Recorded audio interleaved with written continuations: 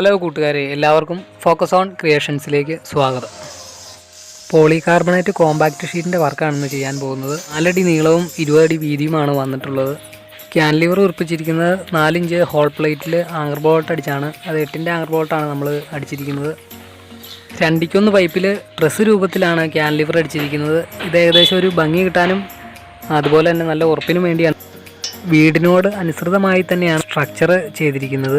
അപ്പോൾ അതുകൊണ്ട് തന്നെ ഷീറ്റ് ഇടുമ്പോൾ ഏകദേശം ഒരു 2 തട്ട് രൂപത്തിൽ ഒരടി വ്യത്യാസത്തിൽ തന്നെയായിരിക്കും വരുന്നത്. പോളികാർബണേറ്റ് ലേസർ ലൈറ്റിൻ്റെ ഷീറ്റാണ് നമ്മൾ ഇതിനു വേണ്ടി എടുത്തിട്ടുള്ളത്. ഈ ടൈപ്പ് എല്ലാ ഷീറ്റിൻ്റെയും മുകളിൽ ഏകദേശം ഒരു പ്ലാസ്റ്റിക്കിൻ്റെ കവർ കോട്ടിങ് വരുന്നുണ്ട്.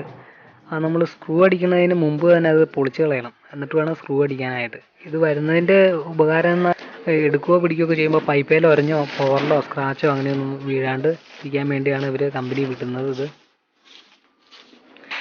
ഫ്രണ്ട് ഏരിയയിൽ ഒരു ചെറിയ കട്ടിങ് പോലെ ഒരടി ഗ്യാപ്പിലാണ് വരുന്നത്. അപ്പോൾ നമുക്ക് അവിടെ ഫുൾ ഷീറ്റ് ഇടാൻ പറ്റത്തില്ല.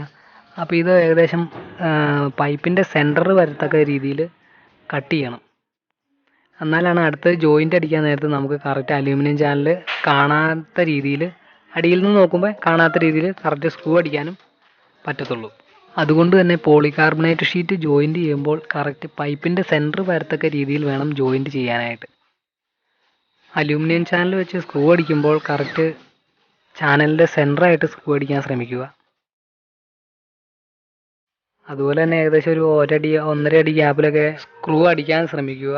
കാരണം ഇത് വെയിലടിക്കുമ്പോൾ ഇച്ചിരി പൊളച്ചിൽ വരുന്ന ടൈപ്പ് ഷീറ്റാണ് പോളികാർബണേറ്റ് ഷീറ്റ്.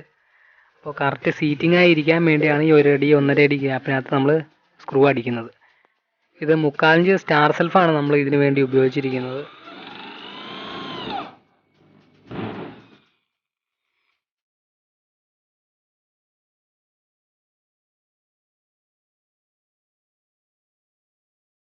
അലൂമിനിയം ചാനലിൻ്റെ സെൻറ്ററിലാണ് സ്ക്രൂ അടിച്ചിരിക്കുന്നത്. അതിൻ്റെ ഉള്ളിൽ കൂടി ലീക്കേജ് വരാതിരിക്കാൻ വേണ്ടിയാണ് ഈ റബ്ബർ ബീഡിങ് യൂസ് ചെയ്യുന്നത്.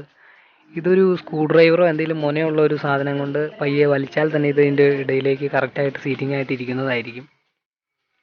അപ്പോൾ എന്തെങ്കിലും ഒരു ചെറിയ കത്തിയോ ബ്ലേഡോ ഒക്കെ ഉപയോഗിച്ച് കറക്റ്റ് അതിൻ്റെ സൈഡ് തീർന്നതനുസരിച്ച് കട്ട് ചെയ്ത് നമ്മൾ അടുത്ത പീസിലേക്ക് ജോയിൻ്റ് അടിക്കാവുന്നതാണ്.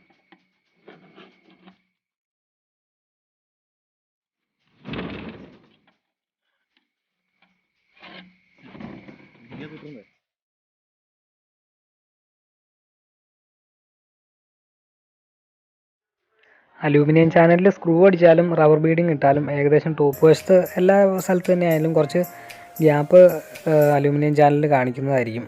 ആ ഒരു സ്ഥലത്ത് മാത്രം നമ്മൾ കുറച്ച് സിലിക്കോൺ അപ്ലൈ ചെയ്ത് കൊടുക്കുന്നത് നല്ലതാണ്.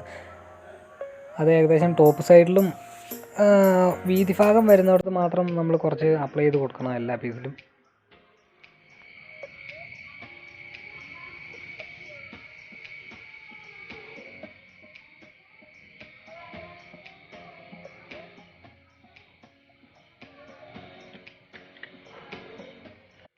ഈ സിലിക്കോൺ അതിൻ്റെ ടോപ്പിൽ അടിച്ചതിന് ശേഷം പയ്യെ കൈ കൊണ്ട് ഒരു ചെറുതായിട്ട് വീവ് ചെയ്ത് കൊടുക്കുന്നത് കറക്റ്റായിട്ട് നമ്മൾ പുറമേ നോക്കുമ്പോൾ അങ്ങനെ മുഴച്ചും തെറിച്ചൊന്നും നിൽക്കില്ല, കറക്റ്റായിട്ട് സീറ്റിംഗ്.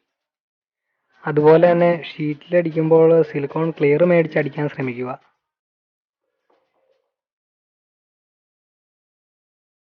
ഈ സിലിക്കോണും കൂടെ അടിച്ചു കഴിഞ്ഞാൽ നമ്മുടെ വർക്ക് അറ്റപ്പറ്റ കഴിഞ്ഞിരിക്കുകയാണ്. അപ്പോൾ എല്ലാവർക്കും വർക്ക് ഇഷ്ടപ്പെട്ടു എന്ന് കരുതുന്നു. എന്തെങ്കിലും സംശയമോ കാര്യങ്ങളോ എന്തെങ്കിലും ഉണ്ടെങ്കിൽ മെസ്സേജിൽ അറിയിക്കുക, ഞാൻ റിപ്ലൈ തരുന്നതായിരിക്കും. അപ്പോൾ ഓക്കെ, ഒരു നല്ല വീഡിയോ ആയിട്ട് അടുത്ത് തന്നെ വരുന്നതായിരിക്കും.